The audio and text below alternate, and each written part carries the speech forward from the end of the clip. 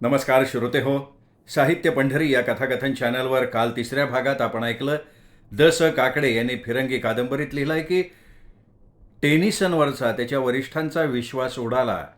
हा काही शिवाला आता व्यवस्थित हँडल करू शकणार नाही. शिवाचा बंड हा मोडून काढू शकणार नाही. त्यामुळे टेनिसनची बदली करावी अशी ऑर्डर निघाली. बघूयात आता पुढे काय होणार आहे या चौथ्या भागात. मेजर टेनिसनला त्याच्या लष्करी ठाण्यात तोंड दाखवायला जागा नव्हती.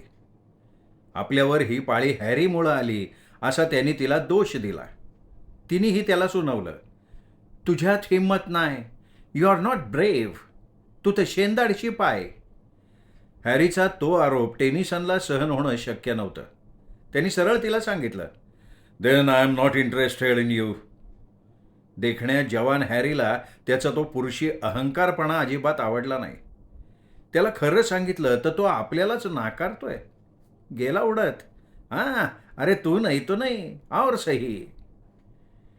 हे बघ, माझे बूट छाटण्यासाठी इथे कितीतरी लष्करी अंमलदार पडलेत. ओके. तिने स्वतःच्या सौंदर्याची त्याला कल्पना दिली. मजा त्यांच्याकडे. दे तुझ्या थोबाडाचा त्यांना केस. त्यांनी तिला असं म्हटलं तेव्हा ती संतापली. आपल्या मागे तो कसा गोंडा घोळत होता हे ती त्याला सांगायलाच लागली. त्यांनी तिरस्काराने नाक उडवलं. तिने याद करून दिली, माझा बाप मेजर स्मिथ बरोबर माझं लग्न करत होता तर तू मध्ये बिब्बा घातलास. त्या स्मिथला तू आपल्या लवचं सांगितलंस. स्मिथने मग मला नकार दिला. मजाक आहे तुझ्या त्या स्मिथकडे.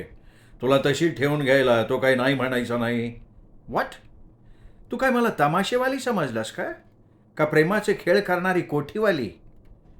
2च दिवसात मेजर टेनिसनला घोडेगावच्या लष्करी तळावरनं उडवण्यात आलं. त्याला तिकडे पार लांब नागपुरात नेऊन टाकला होता. हॅरीने आपल्या बापाला सगळं सांगितलं. ती उदास झाली होती. जगण्यात तिला आनंद वाटत नव्हता. पोलीस अंमलदार पीटर तो मात्र गप्प होता. इकडं शिवा, आपली आजची खबर लय चांगली बरं का. मार्तंडानं खबर दिली. कुठली खबर? फिरंग्यांच्या बंदोबस्तात नाशिकवरनं खजिना पुण्याकडे जाणार आहे. चांगला 5 लाखाचा आकडा आहे. मार्तंड म्हणाला. काय सांगतोयस? शिवाचे डोळे रुंदावले. अरे हा, लष्करी अंमलदार पण उतारवायाचा आहे. अरे म्हणजे तो अनुभवी माणूस आहे. कडवी झुंज दिल्याशिवाय तो राहणार नाही. त्यात तो जीवावर उदार होऊन लढेल. त्याच्या लष्करालाही तो तसाच उत्साह देईल. शिवनेरीच्या जंगलपट्टीची जागा बदलली होती. फिरंगी खबऱ्यांना आपल्या मुक्कामाचा पत्ता लागू द्यायचा नाही हा त्यामागचा शिवाचा हेतू होता. हा फिरंगी खजिना आपण लुटायचा कुठे? म्हणजे घाटात लुटायचा का अरुंद खिंडीत लुटायचा? शिवाने मुद्दा मांडला. बाजीप्रभूंनी घोडखिंड लढवली आणि मोगली सैन्याला त्यांनी चांगलं अडवून धरलं. त्यांचा मुर्दा पाडला. घोडखिंडीत त्यांनी त्यांना कोंडलं नसतं तर घोडखिंडीची पावनखिंड झाली नसती. नाही, मग आपण कोणची खिंड पावनखिंड करायची? घमा देसले त्याच्या नेहमीच्या स्वरात बोलला. शिवा आपल्या साथीदारांना जपणारा. आपल्या क्रांतिकारक टोळीमधला एकही जण हाणामारीत पडू नये ही त्याची अपेक्षा असायची. त्यांच्या टोळीतला जर कोणी हाणामारीत जखमी झाला तर त्याला खांद्यावर टाकून तो आधी त्याला सुरक्षित स्थळी पळवायचा. औषध पाणी करायचा, त्याची सेवा करायचा. त्याला चांगला आराम मिळाल्याशिवाय तो पुढे त्याला कुठल्याही मोहिमेत घेत नसे. हे बघा, अवसरी घाटात फिरंगी खजाना अडवायचा आणि लुटायचा. मागून पडून त्यांची नाकेबंदी करायची. आपण त्यांच्याबरोबर शस्त्रसाठा पण आहे म्हणे. मग तर चांगलीच गोष्ट आहे ना रे.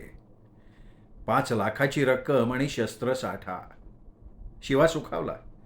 वडदच्या खंडेरायाला आणि अवसरीच्या भैरोबारायाला त्याने हात जोडले. दोघांना आपल्या मनात उभं करायचं, आपल्यात संचार करायचा. फिरंगी फौजेची मग आपण दाणात दाण करायची. सगळेजण दबा धरून बसण्यासाठी अवसरीच्या घाटाकडे निघाले. रात्र अंधाराची होती. चांद आवाक्या देत होता. वारा तसा पडलेला होता. आकाशात जिकडे तिकडे चांदण्या तेवढ्या चमकत होत्या. रात्रीचं पुलाकडनं वाहन जाणं शक्य नव्हतं. लमाणांचे तांडे, धनगरांचे मेंढवाडे रात्र पडली की कुठेही मुक्कामाला थांबत होते. सरकारपेक्षा त्यांना दरोडेखोरांच्या टोळ्यांची भीती वाटत होती. कोण कुठे लुटमार करेल याचा काही भरवसा नव्हता. अवसरीच्या घाटात चारी बाजूंनी सापळा लावला गेला. फिरंगी खजिना आला की चारही बाजूंनी मारा करायचा, एकदम बंदुकीच्या फैरी. फार गडबड झाली तर मग सरळ हातबॉम्ब. शस्त्रसाठा आणि खजिना टाकून फिरंगी फौज वेड्यासारखी पळून जाणार होती. एका बाजूनी उंच डोंगर, वर दुसऱ्या बाजूनं खोल दरी. दरीकडं पळणारा खाली कोणी जाणार नव्हता. शिवाने तिथे 4-5 जण बंदुका घेऊन तयारीत ठेवलेले होते. रस्त्याच्या वाटा दोन्ही बाजूनी बंद करायच्या होत्या. उंदराला सापळा लावावा तसाच हा प्रकार होणार होता. शिवा शस्त्रसाठा आणि खजिना हाती आल्यावर पुढे काय करायचं या विचारात पडलेला होता. मध्यान्हरात केव्हाच पालटली होती. रात्रीनं उत्तर रात्रीला कूस बदलायला सुरुवात केली होती. मार्तंडा, खबर पक्की होती का? हा शिवा. अरे मग माशी शिंकली कुठे? शिवाच्या त्या बोलण्याने मार्तंडा हडबडला. खरंच काय झालं? फिरंगी फौज त्यांनी नारायण गावातून निघालेली पाहिली होती. मध्ये फक्त कळंब गाव आणि पुढे मंचर. मंचर झालं की लगेच अवसरी पेठ. ह्या घोडदौडीला असा कितीसा वेळ लागणार होता? त्यांचं बोलणं चाललं होतं तेव्हाच आरडाओरडा आणि घोड्यांचं खिंकाळणं कानावर आलं. शिवा, शिवा, घात झाला बरं का, घात झाला शिवा. चिमा बोलला. का, काय झालंय? अरे फिरंगी फौजेव हल्ला झालेला दिसतोय. शस्त्रसाठान खजिना मारलेला दिसतोय. काय सांगतोयस? शिवाचा आवाज फाटला होता. आपल्याशिवाय कोण हल्ला करणार हा? दुसरं कोणी प्रतिसरकार स्थापन केलंय? मार्तंडा, तू आत्ता जा आणि खबर घेऊन ये. जा लगेच. सापळा लावून बसलेले शिवाचे क्रांतिकारक साथीदार त्या प्रसंगानं पूर्णपणे धुरमळले होते. त्यांच्या हाती लागणारा 5 लाखाचा खजिना आणि शस्त्रसाठा असा अचानक लुटला जावा, हे धाडस केलं तरी कोणी? मार्तंडा दौडत आला तेव्हा सगळेजण त्याला सामोरे गेले. मार्तंडानं जे सांगितलं ते सगळं अजब होतं. भैरू रामोश यांनी तो डल्ला मारलेला होता. 5 लाखाचा खजिना भैरूने लुटला होता आणि खजिना लुटताना त्यांनी प्रतिसारखा जय जयकार, शिवा जिंदाबाद असे नारे देत तो सुटला होता. म्हणजे फिरंगी सत्तेला वाटावं की हे जे केलंय ते शिवानी केलंय, त्याच्या क्रांतिकारक शक्तीने केलंय. त्यामुळे मग आता फिरंगी शिवाच्या प्रतिसरकारच्या मागे हात धुवून लागणार होते. शिवाचा चांगला बंदोबस्त करणार होते. फिरंग्यांच्या डोळ्यात धूळ फेकण्याचा तो भैरू रामोश याचा डाव शिवानी ओळखला आणि शिवा सावध झाला. आपल्याच देशातले लोक आपल्या स्वातंत्र्याची चळवळ कशी दडपून टाकायचा प्रकार करतात हे त्यांनी पाहिलं. शिवा, त्या भैरूला आपण चांगला इंगा दाखवायला पाहिजे. दुसरी एक बातमी आहे. आता कुठली बातमी आहे? अरे त्या भैरूनी या लष्करी फौजेबरोबर मेजरची तरुण सून होती, त्या सुनेला बी पळवली. अरे त्याचा मुलगा या लष्करी फौजेत कॅप्टन आहे. म्हणजे मेजरचं आणि त्या कॅप्टनचं. आपल्या चांगल्या उद्दिष्टाविषयी आता वाईट मत होणार. आपल्याला ते चोर, लुटेरे, दरोडेखोर म्हटलं तरी चालेल, पण तरुण स्त्रियांना आपण पळवतो असं त्यांना वाटता कामा नये. असं झालं तर प्रतिसरकार बदनाम होईल. लोक आपल्या चळवळीला बदनाम करतील. कोण आपल्याला जवळ करणार नंतर? मार्तंडा, चिमा, घमा, आता सामना करायचा तो भैरू रामोश याच्या टोळीबरोबर. भैरूच्या टोळीला साफ करायला हवं. शिवानं निर्णय जाहीर केला. भैरू रोज असा शिवाच्या नावाचा जय जयकार करत गावागावात दरोडे घालायला लागला तर भैरू त्याच्या ह्या अशा चालीनं क्रांतिकारकांना मिळवणारी सहानुभूती घालवून टाकणार होता. क्रांतिकारकांच्या विरुद्ध जनमत तयार करणार होता आणि ते फिरंग्यांच्या फायद्यात पडणार होतं. भैरूला ह्या चालीने पैसा मिळणार होता. तो लोकांपुढे येणार नव्हता, पण तो ह्यांची चळवळ पार नेस्तनाबूत करणार होता. स्वतःचं मात्र तो साम्राज्य तयार करणार होता आणि मग लोकांना सळो की पळो करून सोडणार होता. त्या रात्री भैरू रामोशाची टोळी कुठच्या जंगलात गेली याचा पत्ता लागला नाही. दुसऱ्या दिवशी गावोगाव दवंडी जाहीर झाली होती. शिवाला पकडण्यासाठी 5,000चं इनाम जाहीर झालं होतं. 5 लाख आणि फिरंगी शस्त्रसाठा शिवाच्या टोळीनंच लुटला याविषयी फिरंगी सरकारची खात्री झालेली होती. शिवाच्या क्रांतिकारक टोळीने इनाम लावल्यानंतर मात्र जोर धरला. पोस्ट ऑफिस, मामलेदार कचेऱ्या जाळायला सुरुवात केली. गावोगावच्या शाळांवर तिरंगी झेंडा फडकायला लागला. जुन्नर घोडेगावच्या मामलेदार कचेरीवर तिरंगी झेंडे फडकले तेव्हा फिरंगी अधिकाऱ्यांची मात्र गडबड उडाली. त्यात पोलीस ठाण्यांवर हल्ले व्हायला लागले. बंदोबस्तासाठी असणाऱ्या पोलिसांच्या हातातल्या बंदुका पळवल्या गेल्या. त्यांचे कपडे काढून घेतले गेले. 1 ना 2 रोज 100 बातम्या लोकांना ऐकायला मिळत होत्या. शिवा त्याच्या प्रतिसरकारचा आता सेनापती झाला होता. त्यांनीच स्थापन केलेल्या लोक न्यायालयाचा तो न्यायाधिकारी झाला होता.